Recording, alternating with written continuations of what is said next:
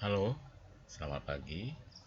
Selamat jumpa dengan Pak Abe dalam pelajaran IPS. Ya, baik.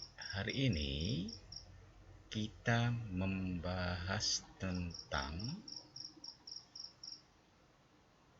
syarat, fungsi, dan jenis lembaga sosial.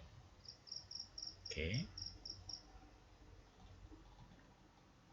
ada nanti beberapa yang topiknya atau pembicaraan kita sama seperti yang sebelumnya, ya, tapi ada yang lebih mau diambil dari situ. Oke, baik. Untuk itu mari kita mulai. Kita lihat dulu tujuan pembelajaran.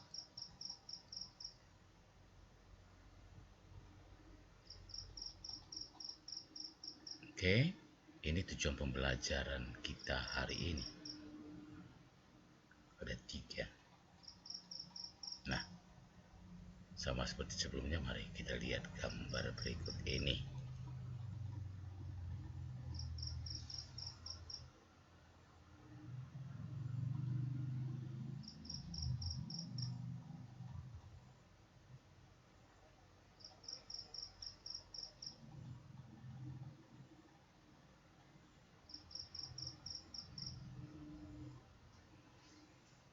Oke, baik. Mari kita lihat satu persatu tujuan yang akan kita capai hari ini. Yang pertama mengenai syarat, ya. Syarat lembaga sosial ada 5, ya, ada 5 syaratnya menurut Pencaraningrat. Suatu tata kelakuan yang baku. Oke. Nah, ini yang bisa berupa norma dan adat istiadat yang hidup dalam ingatan maupun tertulis. Yang kedua, kelompok manusia yang menjalankan aktivitas bersama. Lalu yang ketiga, suatu pusat aktivitas yang bertujuan memenuhi komplek kebutuhan tertentu. Ya. Yang keempat, mempunyai perlengkapan dan peralatan. Lalu yang kelima, sistem aktivitas yang dibiasakan kepada kelompok-kelompok. Nah, ini syarat. Sudah memenuhi syarat ini baru bisa dibentuk suatu lembaga sosial menurut Pencaraningrat, ya. Baik, kita lanjut. Nah, fungsi lembaga sosial. Nanti kita lihat ada 2 bagiannya. Dua tokoh. Oke, yang pertama adalah Surjono Sukanto. Oke, ini memberikan pedoman pada anggota masyarakat. Pedoman apa yang harus dilakukan. Nah, ini, ya, pedoman. Yang kedua, menjaga keutuhan masyarakat yang bersangkutan.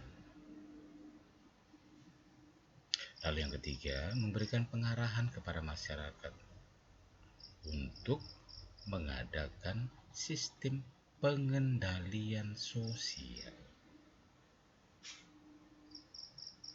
Oke, itu Surjono Sukanto, ya. Lalu yang kedua, tokoh yang kedua yaitu Horton dan Hund. Bahwa fungsi lembaga sosial ada 2, yaitu fungsi manifest dan fungsi laten. Ya. Baik, itu mengenai fungsi lembaga sosial. Oke, baik. Sekarang kita masuk ke bagian yang ketiga mengenai jenis-jenis lembaga sosial. Jenis-jenis lembaga sosial. Oke, baik. Pada prinsipnya, lembaga sosial itu ada 8 jenis atau 8 lembaga sosial. Nanti di sini Bapak akan menjabarkan hanya sekilas saja supaya kamu punya gambaran. Nanti sesudah pertemuan ini, pertemuan berikutnya, kita akan membahas satu persatu ya dari lembaga sosial tersebut. Oke. Baik, lembaga sosial yang pertama itu lembaga keluarga. Lembaga sosial yang pertama adalah lembaga keluarga. Oke, nanti bisa dilihat ya penjabarannya. Ini hanya gambaran singkat saja. Lalu yang kedua adalah lembaga sosial, yaitu lembaga pendidikan. Lalu yang ketiga yaitu lembaga sosial lembaga agama. Lalu yang keempat adalah lembaga sosial yaitu lembaga kesehatan. Itu yang keempat. Oke, baik. Lalu yang kelima, yang kelima ini lembaga politik.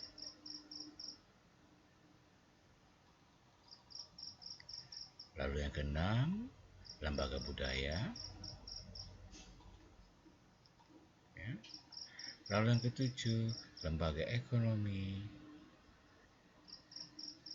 Dan yang kedelapan adalah lembaga hukum. Nah, ini ada 8 jenis lembaga sosial. Oke, kalau ada 8 jenis lembaga sosial yang berlaku di tengah masyarakat. Oke, baik. Untuk hari ini Bapak selesaikan sampai di sini. Jadi pertemuan berikutnya kita akan membahas mengenai jenis-jenis lembaga sosial secara spesifik satu persatu. Oke, baik. Sampai jumpa lagi. Tetap semangat. Ya, sesudah ini boleh kamu lihat apa yang harus kamu kerjakan dalam lembaga kerja siswa. Oke. Karena itu, sampai jumpa kembali dan selamat pagi.